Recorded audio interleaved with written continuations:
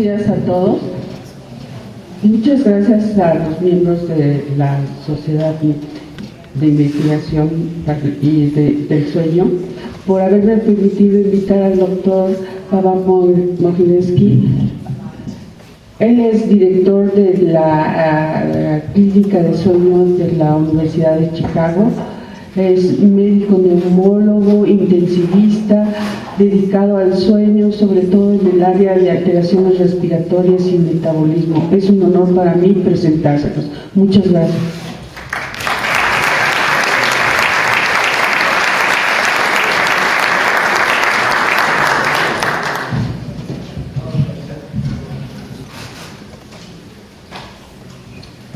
Buenos días. La verdad es que yo hablo español. Yo atendí escuela de medicina aquí en Monterrey hace muchos años y después me mudé a Estados Unidos y le estaba diciendo al doctor Oscar Próspero que la última vez que hice una presentación en español, una presentación científica, era en la escuela de medicina. Así que es más fácil tener conversación, pero presentación científica es un poquito más difícil, así que me van a tener que perdonar, pero la presentación va a ser en inglés. Pero a lo mejor hacemos un poco de Spanglish también. Escribo aquí unas palabras españolas para confundir a la gente que está allá arriba traduciendo. Mi presentación va a tener dos partes. La primera parte va a ser sobre obesity hypoventilation y la segunda parte va a ser acerca de las consecuencias de anestesia y síndrome obstructiva de sueño. En Estados Unidos generalmente nos forzan a mostrar nuestros conflictos, así que lo importante es que yo estoy participando en una clinical trial con Philips Respironics y uno de los aparatos que ellos construyen para obesity hypoventilation lo voy a discutir un poquito, así que es importante mencionar eso. Ahora vamos a convertir a inglés. El guión de mi presentación será hipoventilación por obesidad. Voy a hablar de la definición, voy a decirles cuán común es en Estados Unidos y otros países, su presentación, el diagnóstico, cuáles son sus consecuencias y cuáles son las opciones terapéuticas. Una de mis partes favoritas es la fisiopatología, pero sería una plática que me llevaría por sí sola 1 hora. Es por ello que eso me lo voy a saltar. Como su nombre lo implica, tiene que haber obesidad, hipoventilación crónica definida como hipercapnia diurna. A nivel del mar, por ejemplo, donde yo vivo en Chicago, la presión parcial arterial de dióxido de carbono sería de 45 milímetros de mercurio. Según sé, la Ciudad de México está a más de 2.000 metros sobre el nivel del mar. Por ejemplo, si están ustedes en Colorado, en Denver, que tiene mayor altitud, a medida que aumenta la altitud, hay menos oxígeno en el ambiente. El oxígeno siempre es del 21% del aire. Sin embargo, la presión barométrica a nivel del mar es de 760 milímetros de mercurio. El oxígeno es 21% de 760. A mayor altura está unos 60 milímetros de mercurio y el 21% de 600 es menos oxígeno. Pero la concentración del oxígeno es siempre del 21%. Cuando uno está expuesto a hipoxia ambiental, el cerebro compensa con la hiperventilación incluso durante la vigilia. Una gasometría que muestre un dióxido de carbono de 45 en la Ciudad de México no es igual que 45 en Monterrey, Nuevo León. Hay que recordar esto. Estos pacientes tienen alguna forma de problemas respiratorios del sueño, principalmente apnea obstructiva del sueño. Pero muchos de ellos no tienen apnea obstructiva del sueño, sino que son mal ventiladores nada más. Y típicamente no tienen otras causas obvias de hipercapnia, como por ejemplo enfisema severo, EPOC, neumopatía intersticial severa, cifoescoliosis. En hipotiroidismo estoy hablando de mixedema y no de hipotiroidismo leve, o bien enfermedad muscular significativa. Esto en sí es un diagnóstico de exclusión. Es importante poner en perspectiva la obesidad. En una reunión ayer con el doctor Valencia Flores, le di la buena noticia de que México ya no es el número 1 en obesidad. México ya es el número 1, antes era Estados Unidos, pero seguiremos trabajando muy duro para volver a ser el número 1, no se preocupen. En Estados Unidos de 1986 a 2005 ha aumentado considerablemente la obesidad. A partir de 1993 vemos las barras rojas, que son gente con un IMC superior a 30, que se considera como obesidad, y podemos ver que ha habido un aumento constante. Y actualmente se acerca a un 25-30% de la población de Estados Unidos, que es población adulta con un IMC por encima de 30 o de 30. La más reciente noticia es que esto es estable. El último trabajo publicado en JAMA es de los Centros de Prevención de Control y Prevención de Enfermedades.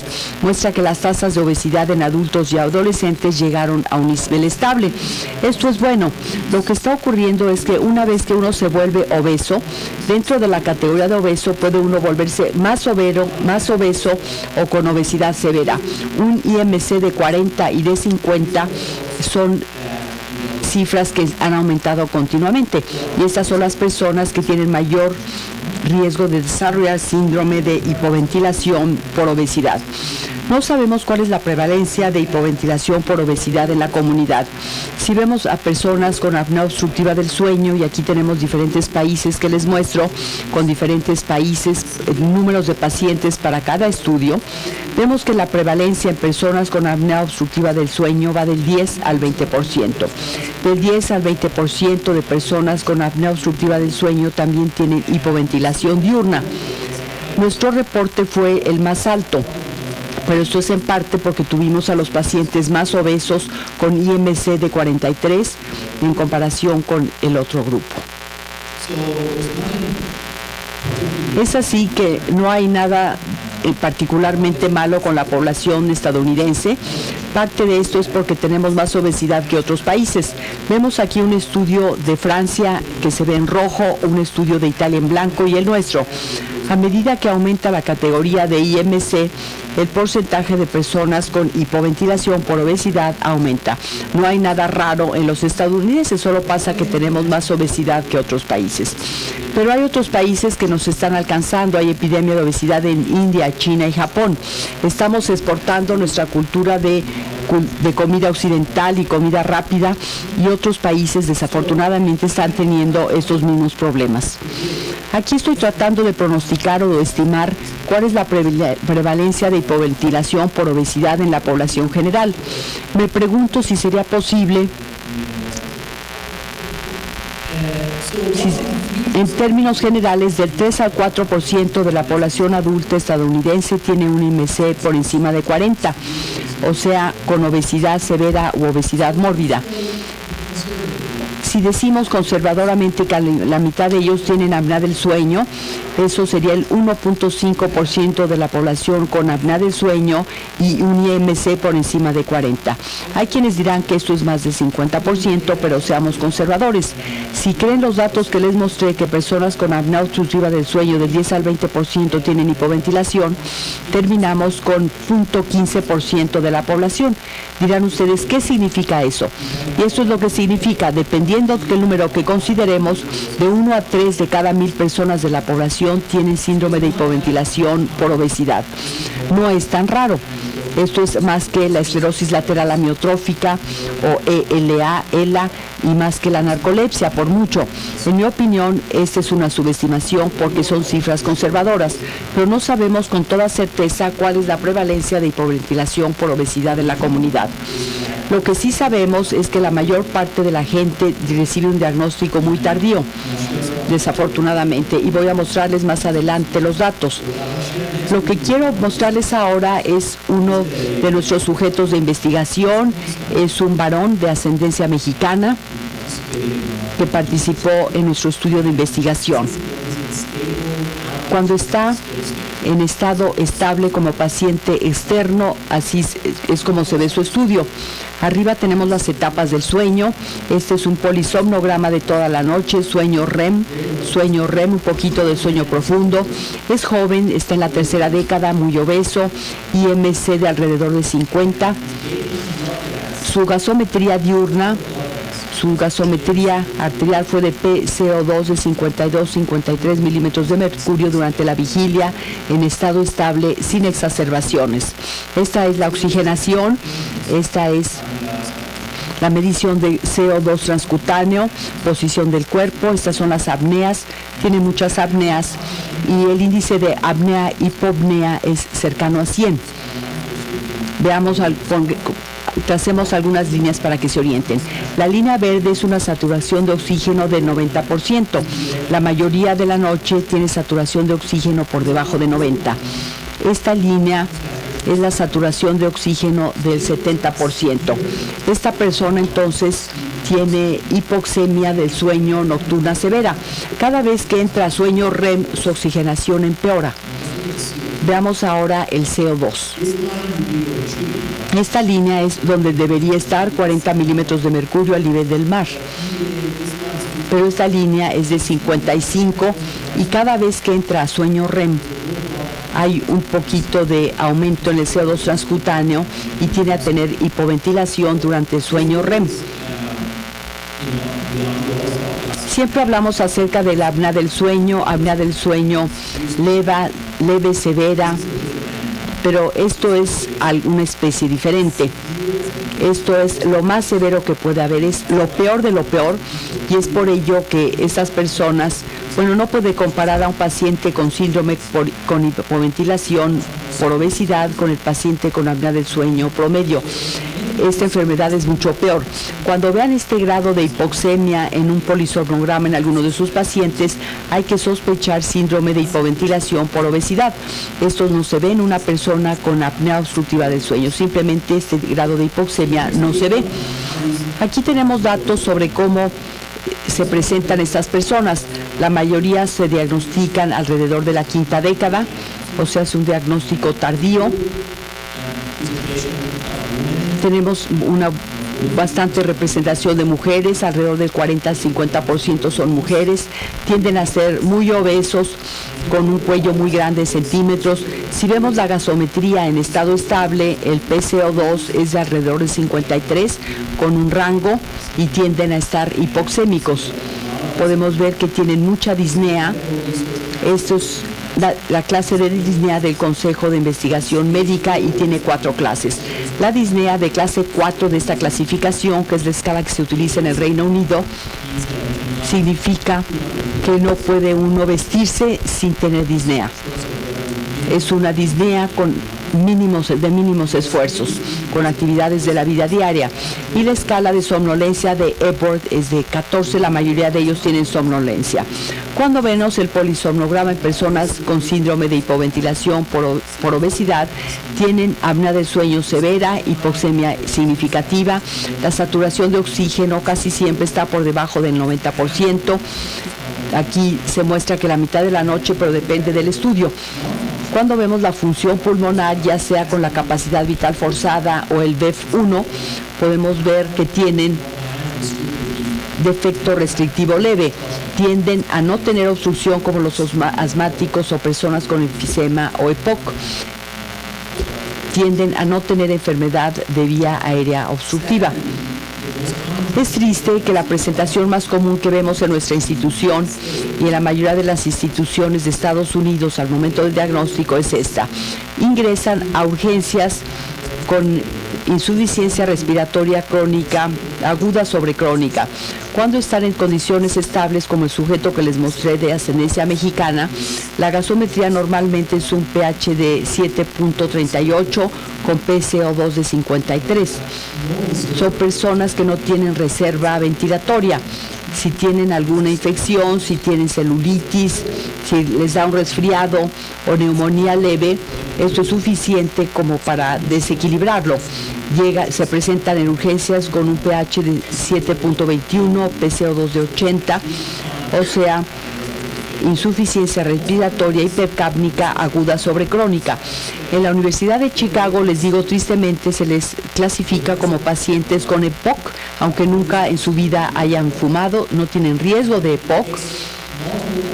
Se requieren múltiples ingresos, hospitalizaciones, ingresos a cuidados intensivos hasta que alguien finalmente dice: usted no tiene EPOC, no tiene enfisema y usted está muy obeso, quizá tiene síndrome de hipoventilación por obesidad. Por ello el diagnóstico se hace en la quinta o sexta década, lo cual es muy tarde, desafortunadamente. ¿Cuándo debe uno sospechar síndrome de hipoventilación por obesidad en los pacientes? Claramente, si tienen un IMC muy alto, hay que pensar en eso. Les mostraré datos viendo los niveles de bicarbonato sérico. Si se hacen paneles metabólicos básicos en sangre, generalmente se obtiene creatinina, sodio, potasio, cloro, y todo el mundo ve esto, pero lo que todo el mundo ignora es el bicarbonato. Si el sodio está bajo, nos importa; si el potasio está bajo, nos importa; si la creatinina es alta, también nos importa. Pero si el bicarbonato es alto, pues a nadie le importa. Mi punto aquí es que es necesario prestar atención a esto y voy a mostrarles algunos datos.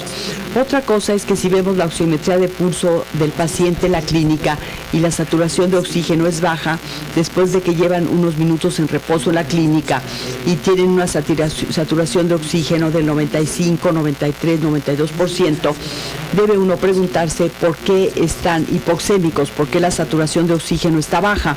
Quizás tienen hipoventilación que ocasiona esto. Si se hace un polisonograma, se encuentra hipoxemia significativa durante el sueño, hay que pensar en eso. Y si se hacen pruebas de función pulmonar o espirometría que muestra un defecto restrictivo, esto también es un factor de riesgo. Estos son los datos que colectamos viendo personas con apnea obstructiva del sueño y obesidad con IMC por encima de 30. Vean el número de personas. Después hicimos análisis estadísticos, vimos las características de la ROC, de la curva ROC, para ver cuál es el nivel de bicarbonato sérico que predice hipocapnia. El mejor predictor fue de 27. Cuando tuvimos 27, la mitad de los pacientes tuvieron síndrome de hipoventilación por obesidad. Cuando el bicarbonato sérico fue menor de 27, solo el 30% lo tuvieron. Es un discriminador bastante bueno nos puede ayudar a estratificar el riesgo y determinar si el paciente tiene o no riesgo de síndrome de hipoventilación por obesidad. Y aquí tenemos algunos datos de la polisomnografía. Esto es de un estudio de Australia.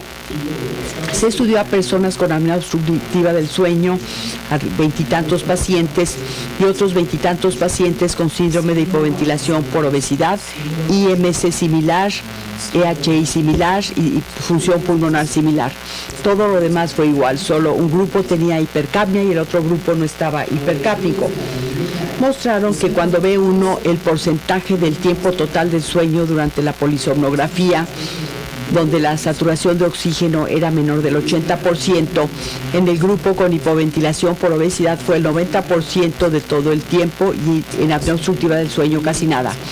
Si uno interpreta un polisomnograma y hay hipoxemia nocturna significativa, es un signo de que podrían tener síndrome de hipoventilación por obesidad. ¿Por qué nos importa distinguir el síndrome de hipoventilación por obesidad en estas pacientes? Porque les va peor en comparación con los pacientes con apnea obstructiva del sueño con EHI similar. La hipercapnia baja nos da mal pronóstico, tienen peor calidad de vida, más gastos en salud, son similares a los pacientes que yo veo que se hospitalizan con mucha frecuencia hasta que se les diagnostica. Tienen mayor riesgo de hipertensión pulmonar y mayor riesgo de mortalidad, como mencioné anteriormente. Aquí tenemos entonces un estudio de Denver, de la Universidad de Colorado, estudiando pacientes hospitalizados. Se les diagnosticó hipercapnia. Son pacientes que no fueron hospitalizados en terapia intensiva. Fueron hospitalizados por diferentes razones, pero no en terapia intensiva. Se les diagnosticó hipercapnia y se les hizo un seguimiento a través del tiempo durante año y medio, 18 meses. Podemos ver que una vez que se les diagnosticó hipoventilación por obesidad y la gran mayoría de ellos no estaban tratados, Bueno, nadie murió en el hospital, lo cual es buena noticia. Después del alta hospitalaria, las dos curvas empiezan a separarse a los 2 o 3 meses, empiezan a morirse más. El punto que estoy tratando de demostrar es que una vez que se hace el diagnóstico, el tratamiento es imperativo porque estos pacientes pueden tener mayor riesgo de mortalidad. ¿Cómo los tratamos después del diagnóstico? Lo primero es diagnosticarlos y después cómo tratarlos.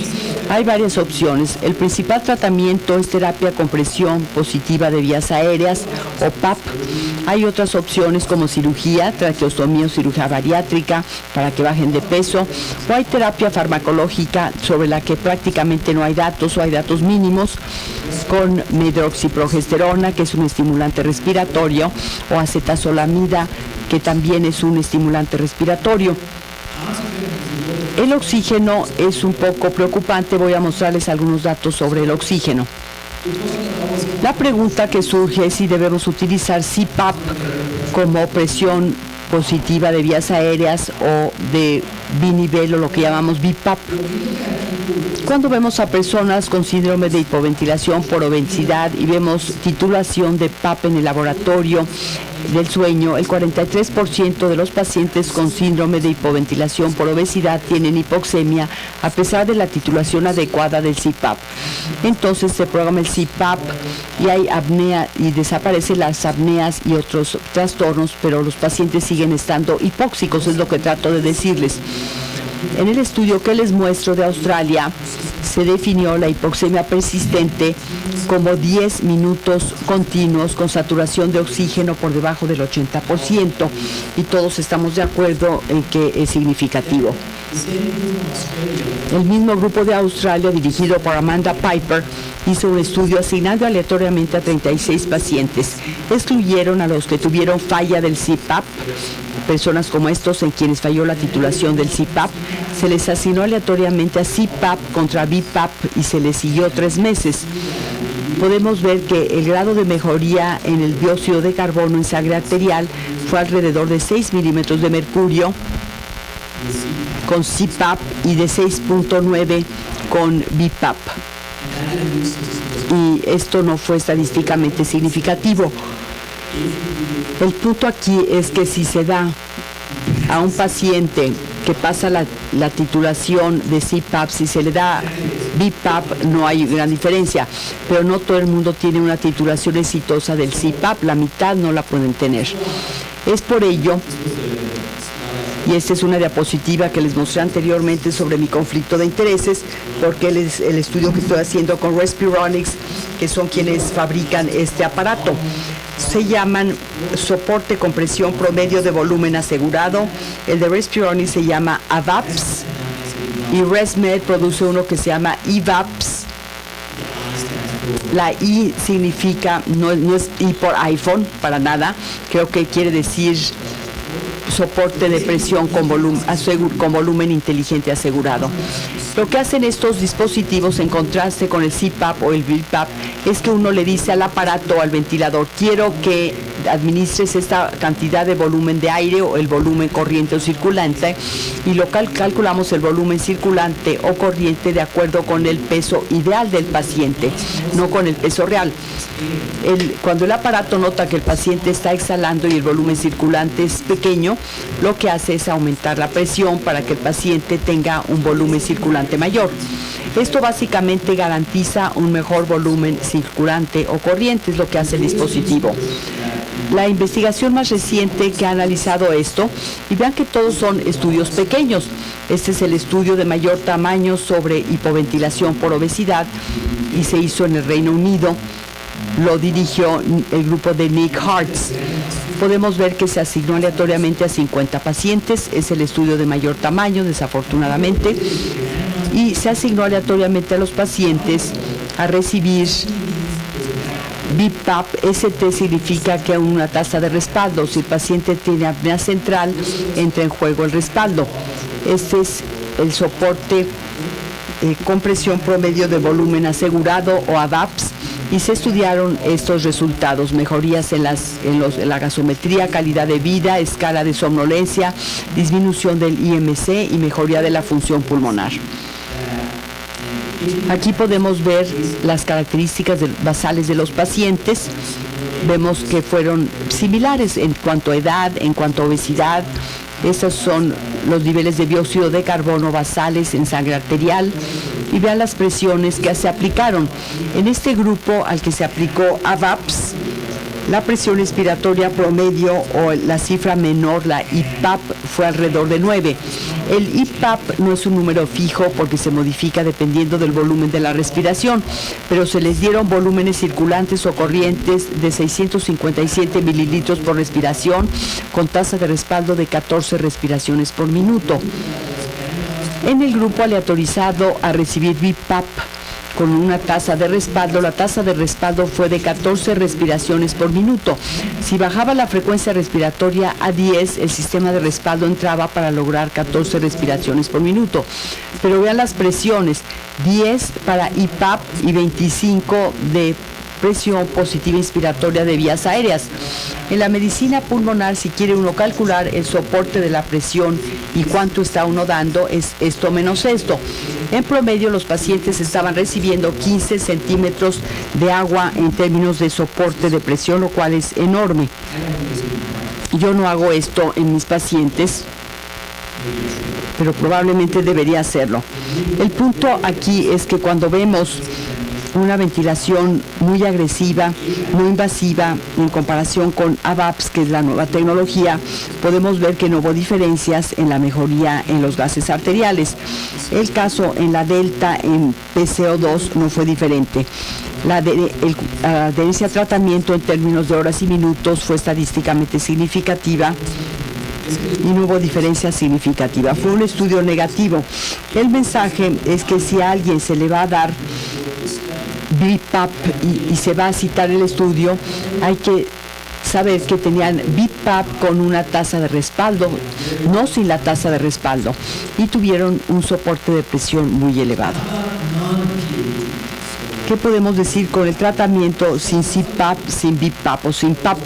La traqueostomía es una opción, pero la mayoría de los pacientes no quieren someterse a traqueostomía. A los pacientes a quienes se les hace traqueostomía y no tienen resolución de la hiperventilación por obesidad, requieren ventilación mecánica. La cirugía de reducción ponderal es efectiva porque pasan de síndrome de hipoventilación por obesidad a apnea obstructiva del sueño moderada. No se curan totalmente, pero cuando menos salen de la hipercapnia. No quiero dedicar mucho tiempo en la terapia farmacológica porque no tenemos muchos datos, pero como terapia única no sirve mucho, tiene que utilizarse junto con algo más. Imagínense que todas estas personas tienen hipoxemia crónica, una pequeña fracción desarrollan altos niveles de hemoglobina por hipoxemia crónica. La flebotomía, por lo tanto, no es adecuada, no hay que utilizarla, hay que tratar la causa de base y no hay que sacarle sangre. ¿Qué podemos decir del oxígeno? De nuevo, el oxígeno como terapia única y hay que tener cuidado de no utilizarlo. Este es uno de los problemas que ocurren en Estados Unidos. Muchos médicos, antes de que al paciente lo vea el neumólogo o el especialista en sueño, se encuentra que el paciente está hipoxémico porque en la clínica la presión de oxígeno era del 88% y se le da oxígeno. La preocupación es que hubo un reporte de hace unos años en que tomaron a personas en condiciones estables, se les dio oxígeno al 100% con mascarilla y en el 100% subieron los niveles de CO2. Esto no fue en urgencias. Y hay un estudio reciente que se publicó de Australia, que todavía no se publica en la versión completa, sino solo el resumen. Se expuso a las personas a oxígeno al 50% o al 28%. Eran personas en estado estable y se mostró que el CO2 aumentó en una gran proporción de ellos, lo cual nos asusta. Si llega una persona como esta a urgencias, no está estable y reciben oxígeno al 50% con mascarilla facial, algunos pueden empeorar, retener CO2 y tienen que intubarse de urgencia. En conclusión de esta parte de la plática, espero convencerlos de que el síndrome de hipoventilación por obesidad es muy común, pero frecuentemente no se diagnostica y si no se le diagnostica no se le puede tratar adecuadamente. Tenemos evidencia suficiente que sugiere que estos pacientes tienen peores desenlaces en comparación con apnea obstructiva del sueño simple severa.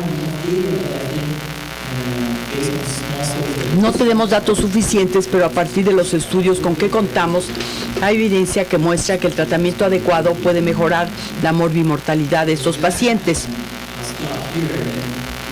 Concluiré este tema aquí y no sé si quieren que responda ahora a sus preguntas sobre esta parte o quieren que continúe con la siguiente parte. Voy a continuar con el siguiente tema y las preguntas al final. Es acerca de lo que expliqué de anestesia. Lo que era muy interesante es que antes, cuando estaba tomando café afuera, me di cuenta que allá estaban vendiendo libros médicos. Primero, me dio gusto ver que muchos de esos libros médicos no son de Estados Unidos, son de autores mexicanos.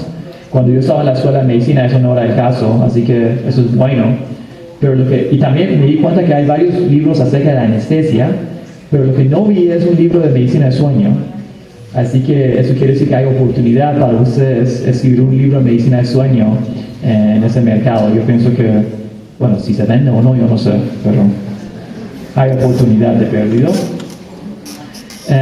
So let's talk about postoperative outcomes and as it relates to obstructive sleep apnea. Again, yo no soy un anestesiólogo, así que no me hagan preguntas muy difíciles acerca de anestesiología.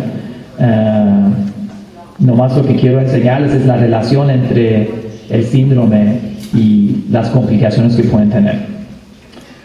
So, I'll show you a little bit of effect of anesthesia on OSA, some data on that recently has come out, and changes in sleep and sleep disorder breathing during the postoperative period, and what are the consequences of untreated OSA.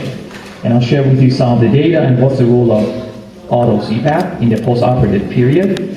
So you can imagine a patient like this, you may not see this, but here's the neck. This is what I call head and shoulders. There's no neck, you know. So you can see how this patient can be at risk for perioperative complications. I say peri because the complication can start when the anesthesiologist wants to put the endotracheal tube, and they can't. And there's a saying in the United States that if you've never had an airway complication as an anesthesiologist, you haven't been an anesthesiologist for enough time. At any given time, you will have a problem. When I was a fellow in training in pulmonary and critical care, I always thought, that's a joke, until one of my patients died because I could not get an endotracheal tube in them. I could not intubate them. I just could not. And she died under my hands. So after that, you start respecting airway management, and these patients have difficulty getting intubated. So that's the pre-op. Then there is the post-op component. I'm going to focus mostly on post-operative. So a patient like the one I just showed you can have a polysomnogram that looks like this. Now let me walk you through this quickly. This is a 2-minute window. So this is 30 seconds, 30 seconds, 30 seconds, 30 seconds, and 30 seconds. So 2 minutes. Here's your oxygen saturation, and in case you can't see it, it goes up to like 94, 95. Then there's an apnea that lasts 20 seconds. There's continuous effort, so it's an obstructive apnea. So the patient is doing, so they can't breathe. They're trying to breathe, but they can't. And the oxygen saturation drops to, I can see it on my computer screen, 62%. From 94, it goes down to 62%. They have an arousal. They recover. They take 2-3 breaths, fall asleep again. They have their next apnea. So this is when they're in normal condition, when they sleep at home. So imagine you bring this person to the hospital, you put him under general anesthesia, you extubate him in the operating room, and now they go to the recovery room, right? Can you imagine how this person would do? So that's the scary part here. Now this is an extreme. I'm showing you a very severe case of obstructive sleep apnea. Luckily, most patients don't. O AOS. La mayoría de los pacientes no tienen este grado de severidad de la AOS. Los sedantes, los anestésicos, los narcóticos, los opioides tienen un impacto sobre el impulso respiratorio de las vías aéreas altas. Pueden disminuir el tono muscular porque la vía aérea tiene mayor propensidad a colapsarse y también atenúan el impulso respiratorio. Por ejemplo, creo que si ustedes creen en Dios y creen en el diseño inteligente, creo que ese ser superior sabe que uno va a engordar y crea un mecanismo de defensa. El mecanismo de defensa es que si uno no puede respirar, se manda la señal al cerebro para que uno se despierte o que tenga uno un alertamiento. Por eso la gente con apnea del sueño no se muere durante el sueño, tienen un alertamiento, respiran un poquito, se recuperan hasta que viene el siguiente evento. Pero esto desaparece con la anestesia y los medicamentos, porque si uno impide el mecanismo de alertamiento, la sedación es igual al sueño menos el alertamiento. Se está eliminando el alertamiento en estos pacientes y esto es peligroso porque se les quita el mecanismo de defensa. En 2006, la Sociedad Americana de Anestesiología, que es un grupo el principal grupo profesional de anestesiólogos de Estados Unidos. De hecho, es uno de los grupos de profesionales más grandes del mundo. Los que pertenecen a la sociedad americana creo que son de 70 a 80 mil. Es un número enorme. Cuando tienen sus reuniones anuales se apoderan de toda la ciudad. En 2006 publicaron este artículo, Guías de práctica para el manejo perioperatorio de los pacientes con AOS. No sé por qué las llaman guías de prácticas, porque es un trabajo de opinión, no contiene muchos datos. Siempre hago el chiste de que este artículo realmente les ayudó mucho a los abogados de Estados Unidos a demandar a los médicos, porque los llevan a los tribunales y le dicen, ¿qué no conoces tus guías de la práctica, doctor? ¿Por qué hiciste esto y aquello? Pero realmente este documento no contiene datos, lo cual es un poco decepcionante. Pero lo que dice este documento básicamente es lo siguiente. En el preoperatorio hay que desarrollar protocolos para tamizar a los pacientes en quienes se sospecha AOS, independientemente de lo que esto quiera decir. En el transoperatorio hay que considerar anestesia local o regional o contrageneral. Ventilación con monitoreo continuo durante la sedación moderada y extubar cuando esté totalmente despierto. En el postoperatorio evitar infusión continua de opioides y si hay preocupación hay que ir a la UCI o usar telemetría. Vean que esto representa un gran costo y un gran esfuerzo. Es más fácil decirlo que hacerlo. Todas estas son recomendaciones radicales, pero no hay gran evidencia que las apoye. Lo que esto hizo fue que llevó a que se tratara de generar evidencia. En lugar de tener primero la evidencia y luego las guías, salieron primero las guías, los médicos dijeron, esto es basura, vamos mejor a tratar de generar la evidencia. Estos son datos del grupo de Frances Chung, que todavía no se publican, son de la Universidad de Toronto, y ella fue muy amable y me los compartió. Les muestra a ustedes qué es lo que ocurre con la apnea del sueño después de la cirugía. Este es un polisomnograma completo, no es únicamente una prueba de tamizaje. Vemos el preoperatorio, postoperatorio, las noches 1, 3, 5 y 7. En verde son las personas sin AOS, en rojo las que tenían AOS desde el principio, y esto es sin CPAP, sino respirando solos. La pregunta es qué pasa con la AOS después de la cirugía, y este es el único estudio que proporciona alguna respuesta razonable. Esta barra que tenemos aquí, o esto es lo que llamamos gráficas de cubos. El rectángulo representa el 50% de las personas, la línea en medio es la mediana, este es el percentil 75, el percentil 25, el percentil 10 y el 9. De aquí a acá entonces el 90% de las personas se encuentran allí. Este cuadro representa el 50% de las personas. En el grupo de AOS la EHI baja y después empieza a subir. En quienes no tenían AOS también aumentan, pero después bajan, después de unos cuantos días. El índice de apnea-hipopnea. Se preguntarán ustedes, este es el índice total de apnea-hipopnea. ¿Qué pasa con las apneas centrales? Las apneas centrales aumentan porque el paciente recibe morfina, narcóticos u otras cosas. Esta es la siguiente diapositiva entonces. Las apneas centrales aumentan postoperatoriamente Creo que la respuesta es que no. Todas estas son apneas obstructivas y hipopneas obstructivas. Las apneas centrales no cambian mucho, si lo notan ustedes, y fue interesante mostrar esto. Algo más que mostraron es que hay literatura anterior que sugiere que los narcóticos y los anestésicos suprimen el sueño REM.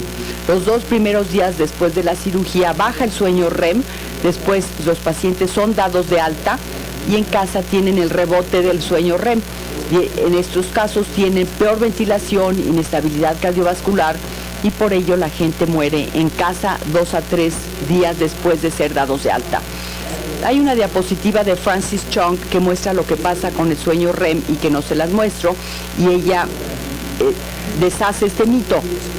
Los primeros 2 días después de la cirugía baja el sueño REM y regresa al nivel basal sin rebote. Regresa al nivel basal. Quizás sea un problema semántico, pero no hay rebote del sueño REM desde mi perspectiva.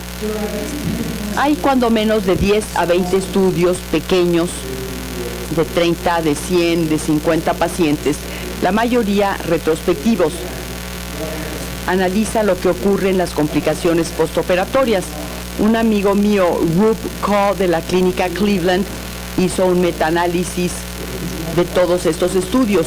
Al unir todos los estudios, juntó 4,000 pacientes. Les muestro 2 de las figuras de él.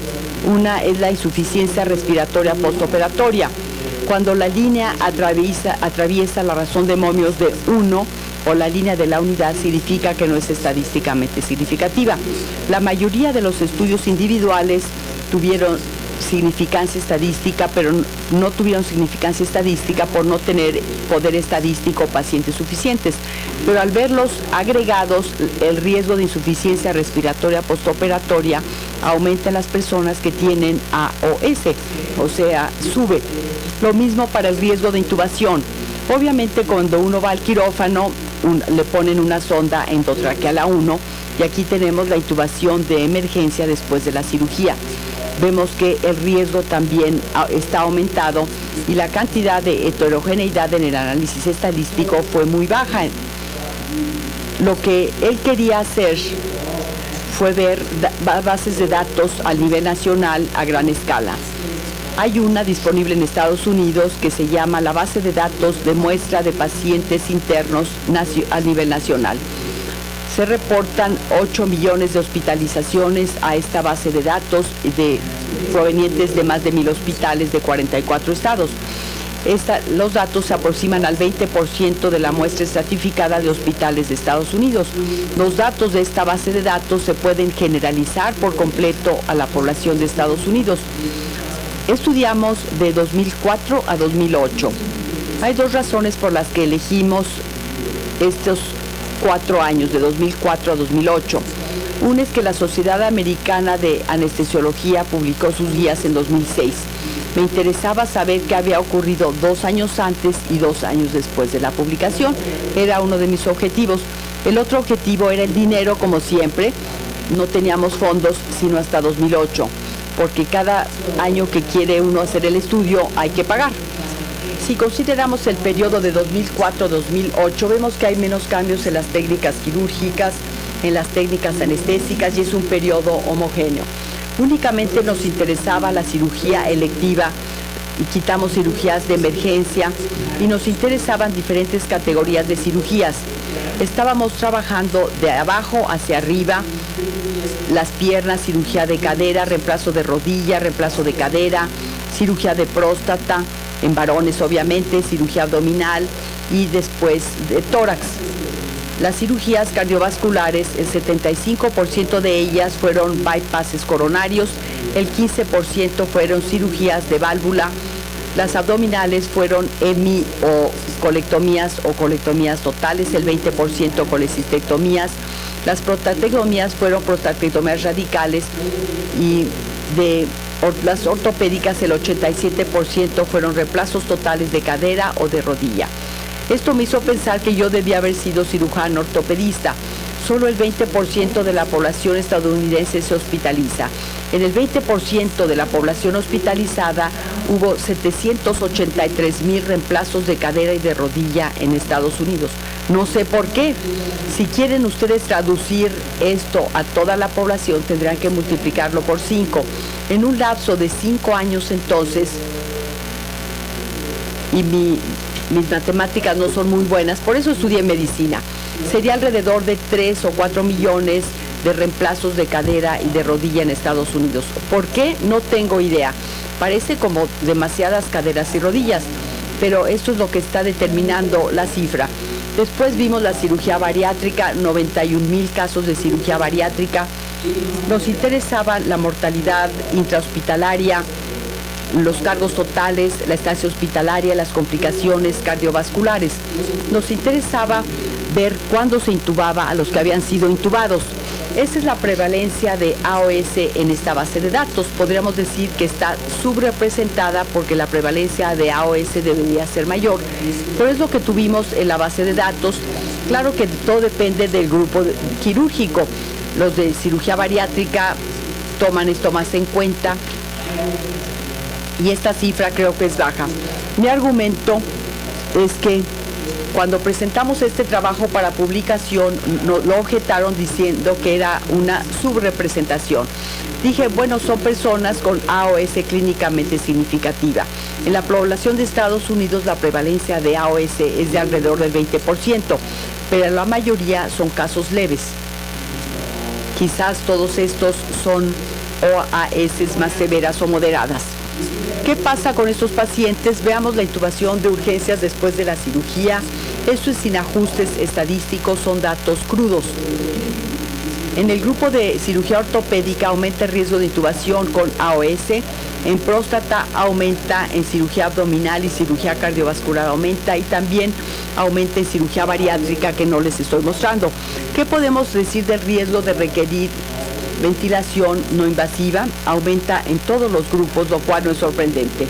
¿Qué pasa con insuficiencia respiratoria postoperatoria? Vemos cómo está aumentada en todos los grupos. Y si vemos el riesgo de fibrilación auricular, y de nuevo el riesgo está aumentando en el grupo de cirugía ortopédica y de próstata, pero no en los demás. Pero esto es sin ajustes. La siguiente fase del análisis, bueno, este es el riesgo de mortalidad y es un hallazgo interesante.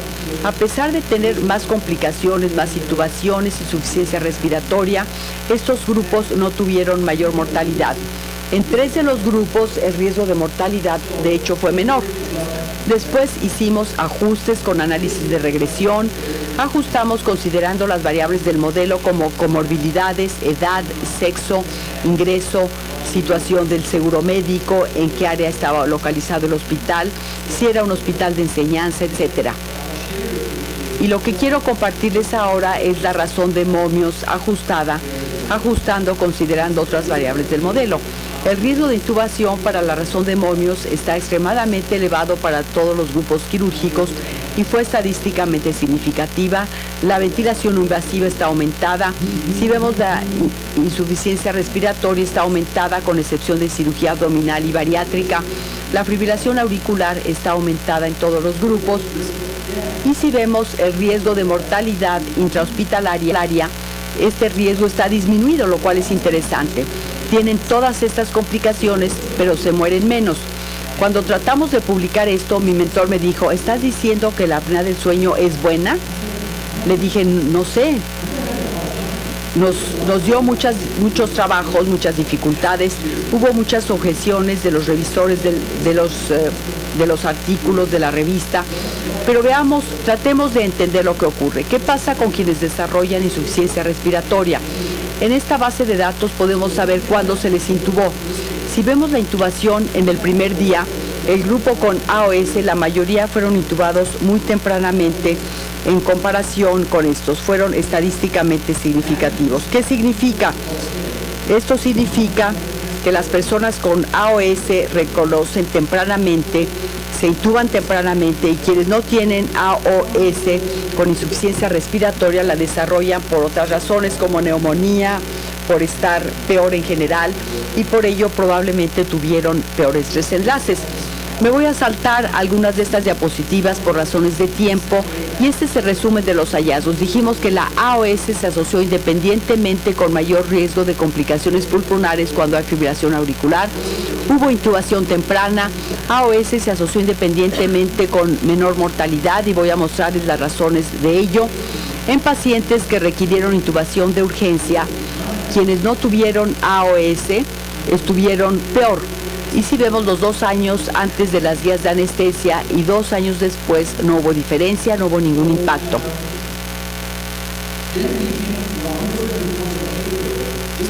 Al tratar de publicar, mientras publicábamos nuestro trabajo, se publicó este otro trabajo que me hizo sentir mejor.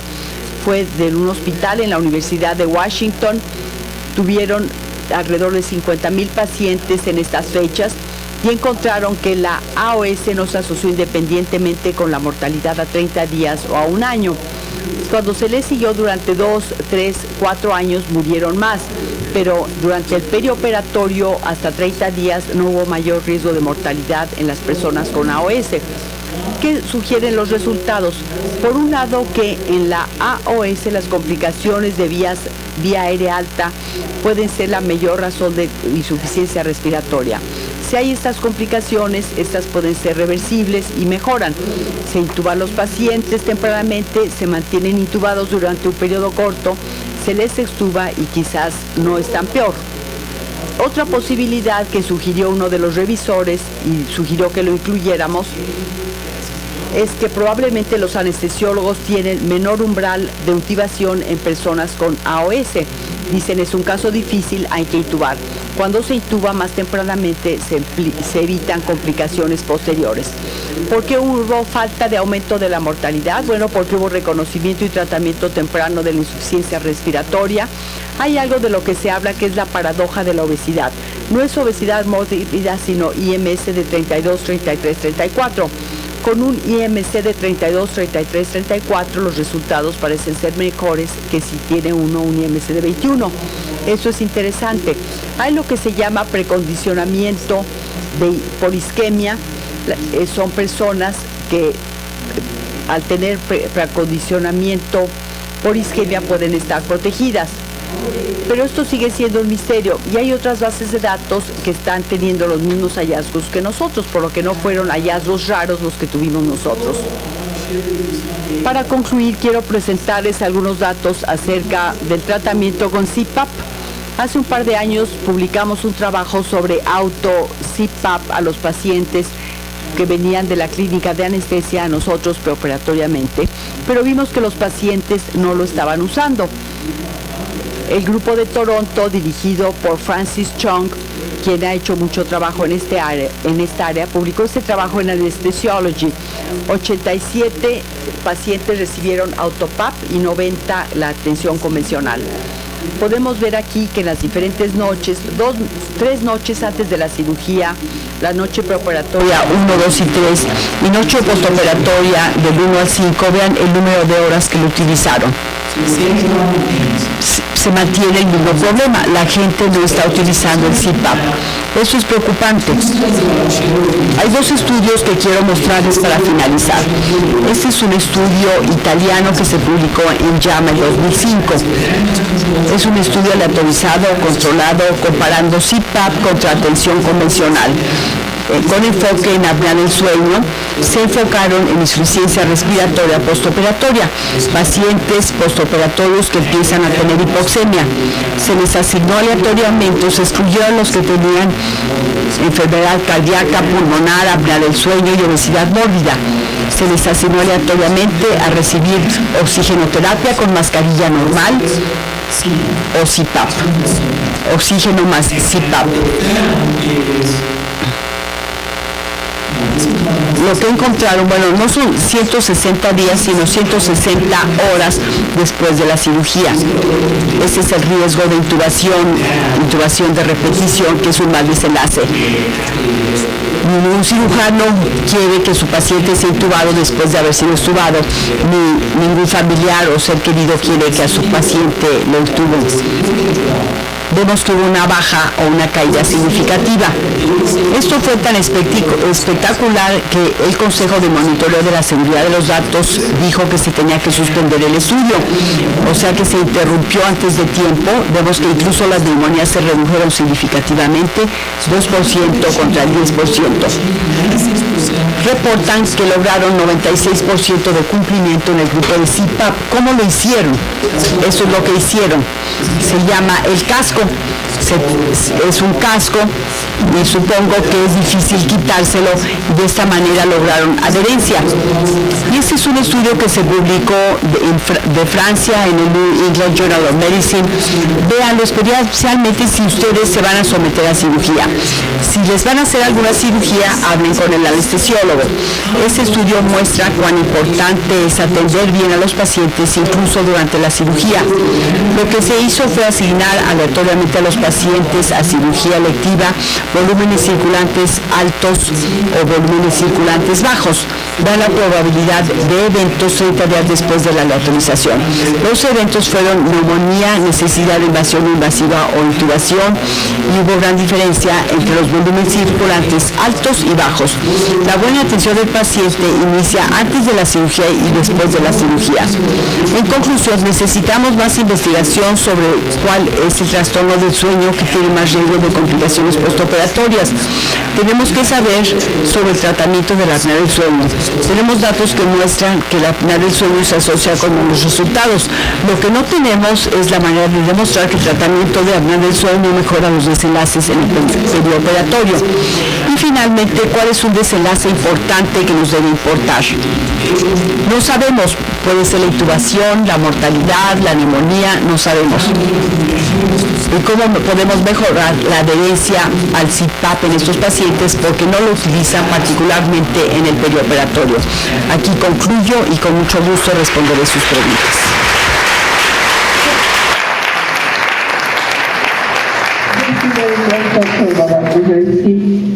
Muchas gracias, doctor. Si hay alguna pregunta para el doctor.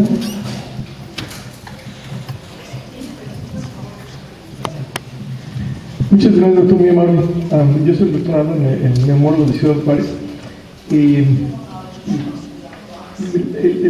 Los valores de volumen corriente que usaron para su protocolo de ventilación automática realmente me parecían elevados. Sí. Nosotros nunca usamos más de 500 mililitros de volumen corriente. ¿Por qué usaron volúmenes corrientes tan altos? Bueno, usted cuando habla de 500 mililitros de volumen corriente, lo que usted se está refiriendo a es pacientes con ARDS, que vienen en los cuidados intensivos, que nosotros tratamos de usar 6 a 8 mililitros por peso kilogramo, peso ideal. Aquí, si se acuerda, eso es por máscara y hay fuga de aire. Y la idea aquí es que si yo estoy dando a alguien, si yo le digo al aparato que quiero darle 8, 9 o 10 mililitros por peso ideal, por kilogramo, la verdad es de que no es lo mismo tener un tubo endotraqueal, porque hay fuga de aire y el pulmón no ve el mismo volumen que pasa en un paciente en cuidados intensivos. ¿Sí me entienden? Esa es la razón. Y el hecho es de que si le damos menos volumen, como 500, el problema es de que ese es un ventilador que no es un ventilador como la que usted usa en los cuidados intensivos. La mayoría de los ventiladores en cuidados intensivos, usted le dice al aparato qué volumen quiere dar. Aquí acuérdese, no hay volumen. No, estoy hablando de pacientes con obesidad y hipoventilación. Sí. Les ponemos un doble nivel, pero nunca pasamos arriba de 500 mililitros de volumen. ¿Pero usted pone volumen o no pone volumen? No pone volumen, ¿verdad? El técnico está entrenado para nunca pasar de volumen corriente de 500 mililitros. Ok. Nunca. Sí. Bueno, pero eso es lo que estoy diciendo. Esos estudios, y hay otros dos que no enseñé, demuestran de que necesitamos más. Por eso las presiones eran tan altas. Si se acuerda, la presión inspiratoria era 25 promedio. y la expiratoria era 10, así que la pressure support era 15, 25 menos 10. Eso es muy alto, y por eso ellos tenían más éxito en tratar a los pacientes que cuando uno le da CPAP o binivel con 18 sobre 10. ¿Sí me entienden? Su objetivo era dar más volumen, a propósito. Porque lo que pasa con esos pacientes es que como tienen mucha masa aquí, es difícil levantar el pecho con el ventilador no invasivo. Así que requieren presiones altas generalmente. Y presión alta en muchos de esos pacientes quiere decir que el volumen va a ser más alto también. Y una pregunta, a mí me ha parecido que la distancia de espalda a frente, el tamaño de la panza, el tamaño de la barriga, el tamaño del diámetro, le llamo yo, pudiera tener importancia para la severidad del hipoxemia. Esa sería una pregunta. Sí, yo pienso que hay alguna evidencia que demuestra eso. Lo que llamamos en inglés, bueno, en español también, obesidad central. Si tienen todo aquí, si se ve como le decimos en inglés manzana o pera. Pera es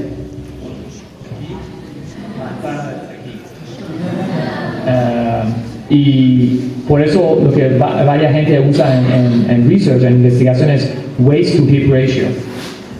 Si tiene waist grande, hip chiquito, el riesgo es más bajo. Si tiene hip grande, waist chiquito, ¿me entienden? Y es una medida de cómo uno distribuye la adiposidad en el cuerpo. La gente que tiene adiposidad central tiene más riesgo para hipertensión, para problemas de lípidos, para problemas de diabetes y también para problemas de apnea de sueño.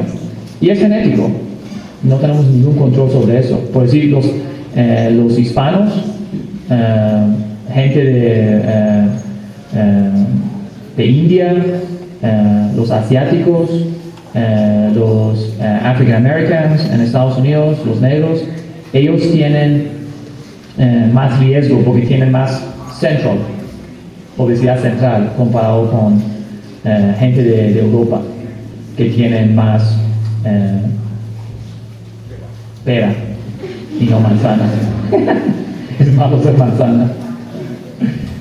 Y la gente que tiene central, obesidad central también tienen generalmente cuellos más grandes, ponen más grasa aquí también.